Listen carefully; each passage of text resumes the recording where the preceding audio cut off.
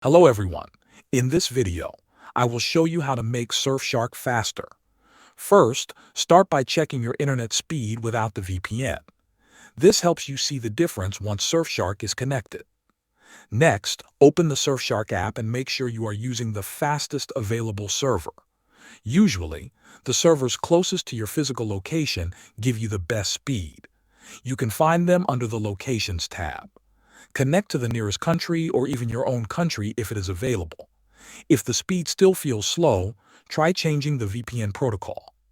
Go to Settings, then Advanced, and switch between WireGuard, OpenVPN, and IPv2. WireGuard often gives the fastest performance. Another trick is to turn on the fastest server or nearest country option. Surfshark will then choose the best server for you automatically. If your device is connected over Wi-Fi, try switching to a wired connection. Ethernet usually gives a more stable and faster speed. If you are on a mobile device, make sure your Surfshark app is updated. Outdated versions can sometimes slow things down. These tips should help your Surfshark run faster. Thanks for watching.